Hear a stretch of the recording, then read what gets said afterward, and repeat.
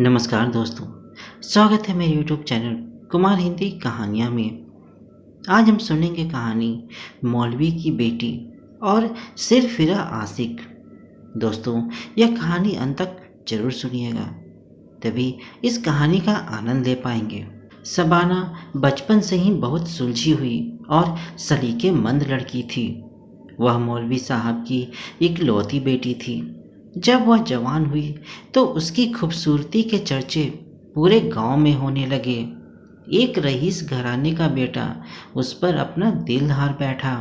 वह खुद ऐसी महफिलों की जिन्नत बनता था जहां शराब पीना और अय्याशी आम थी। उसके कई औरतों के साथ नाजायज संबंध भी थे।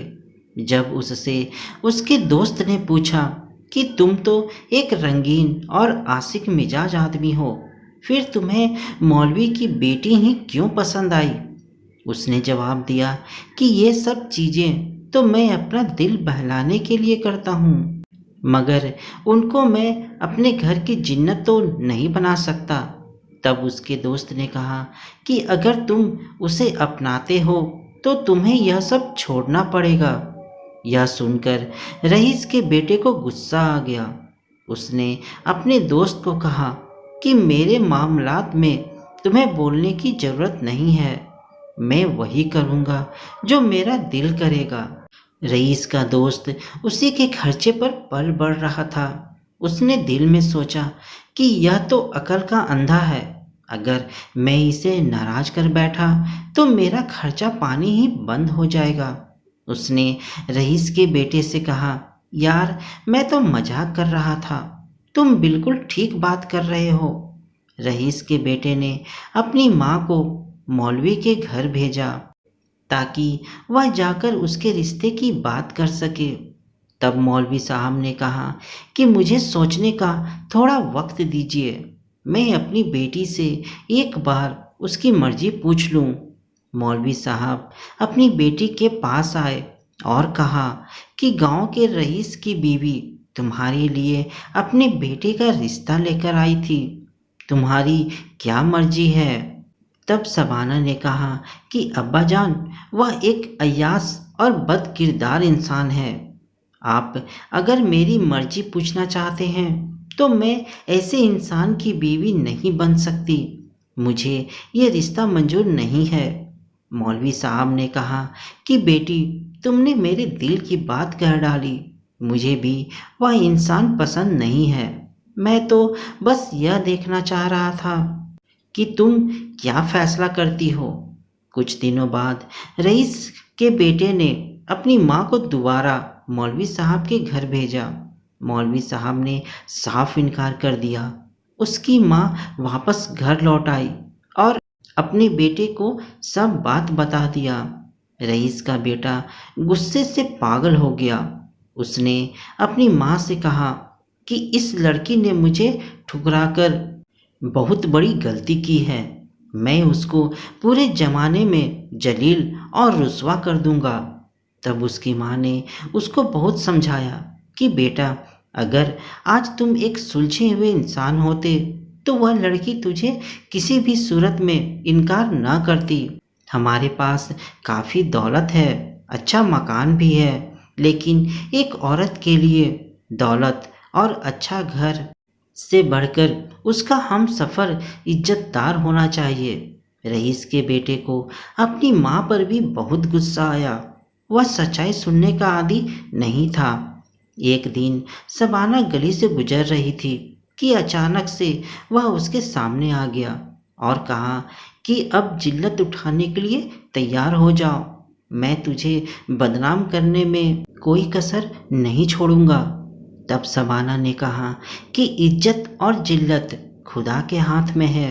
अगर वह किसी को जलील करना चाहे तो कोई उसे रोक नहीं सकता, और अगर वो किसी की इज्जत की हिफाजत करना चाहे तो कोई दूसरा उसे जलील नहीं कर सकता। इतना कहकर शबाना वहाँ से चली गई। मगर रईस का बेटा अब शबाना को बदनाम करने की अजीबोगरीब तरकीब सोचने लगा। कभी वह खुद से खत लिखकर ये शोर मचा देता कि शबाना ने उसे खत भेजा है, तो कभी झूठे इल्जाम लगा देता कि शबाना उससे मिलने आई थी।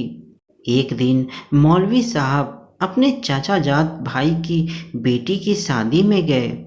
शबाना और उसकी माँ भी मौलवी साहब के साथ ही गई थी। एक हफ्ते बाद मौलवी साहब अपने घर वापस आए। वापस आते ही शबाना को पेट में हल्का सा दर्द महसूस हुआ, तो मौलवी साहब गांव के ही एक हकीम के पास गए। हकीम साहब ने कुछ दवाइयाँ दी और मौलवी साहब को तसल्ली दी कि उसकी बेटी जल्द ठीक हो जाएगी। 5 महीने बाद शबाना को दोबारा दर्द हुआ। इस दफ़ा बहुत ज़्यादा दर्द था। दर्द इतना ज़्यादा था कि दर्द से शबाना बेहोश हो गई। शबाना का पेट फूल चुका था। मौलवी साहब शबाना को दोबारा हकीम साहब के पास ले गए, तो हकीम ने दावा कर दिया कि शबाना पेट से है, क्योंकि पेट के अंदर बच्चा हरकत करता दिखाई दे रहा था। यह वह जमाना था जब अल्ट्रासाउंड की सहूलियत नहीं थी। मौलवी साहब शर्म से पानी पानी हो गए और शबाना को लेकर घर वापस आ गए।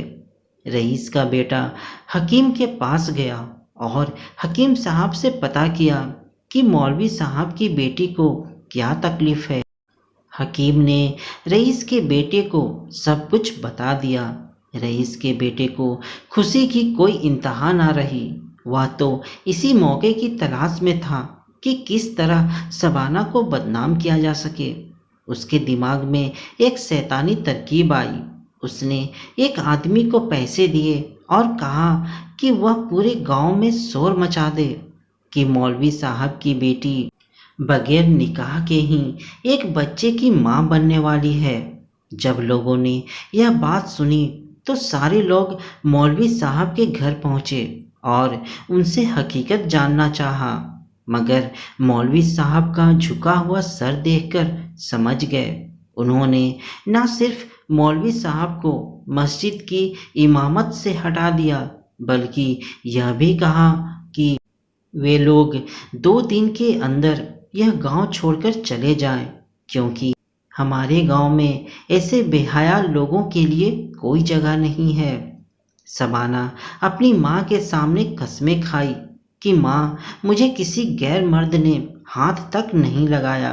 मौलवी साहब तलवार लेकर आए और अपनी बेटी का सर कलम करना चाहा, मगर शबाना की माँ सामने आ गई और सभी लोगों से कही कि मैं साबित करूंगी कि मेरी बेटी बेकसूर है। शबाना की माँ ने एक हकीम का नाम सुन रखा था जो बहुत ही मशहूर था। वे दोनों शबाना को उसके पास ले गए। हकीम ने देखा कि शबाना का पेट फूला हुआ था और पेट के अंदर हरकत भी हो रही थी। उसने एक कमरे में कुत्ता हलाल किया और दूसरे कमरे में एक बकरा हलाल कर दिया। उसने बकरे के गोश्त से मौलवी साहब, उनकी बीवी और शबाना को दावत दी। दावत के बाद हकीम ने शबाना से पूछा, क्या तुमने बगैर बर्तन के कहीं पानी पिया था? तब शबाना ने कहा कि एक दिन हम शादी में जा रहे थे। गर्मी बहुत ज़्यादा थी और मुझे बहुत तेज प्यास लगी, तो मैंने एक नहर से पानी पी लिया था। तब हकीम शबाना को उस कमरे में ले गए जहां कुत्ते को हलाल किया गया था। शबाना ने हकीम को हैरत भरी नज़रों से देखा और दर्द भरे लहजे में पूछा कि कुत्ते को किस लिए हलाल किया गया है। तब हकीम ने कहा कि तुम्हारा इलाज इसी वक्त मुमकिन था जब तुम्हें कुत्ते का गोश्त खिलाया जाता। तुमने अभी जो गोश्त खाया वह कुत्ते का था।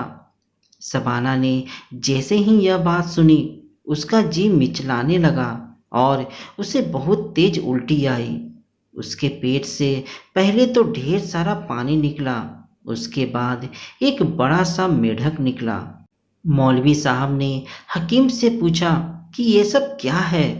तब हकीम ने मौलवी साहब को बताया कि जब शबाना ने नहर से पानी पिया था तो उस पानी में एक छोटा सा मेढक था जो पानी के साथ शबाना के पेट में चला गया था और वह पेट में ही पलता बढ़ता रहा। और जैसे जैसे वह बड़ा होता गया शबाना का पेट भी फूलता चला गया, बिल्कुल उसी तरह जैसे जब कोई औरत पेट से होती है। इसके बाद जब पूरे गांव वालों को इस हकीकत का पता चला तो सभी गांव वाले मौलवी साहब के घर आए और उनसे माफ़ी मांगी। मगर इस वाक़या के बाद मौलवी साहब पूरी ज़िंदगी अपनी बेटी से माफ़ी मांगते रहे, बेटी मुझे माफ़ कर देना, मैंने तुम्हारे चरित्र पर शक किया।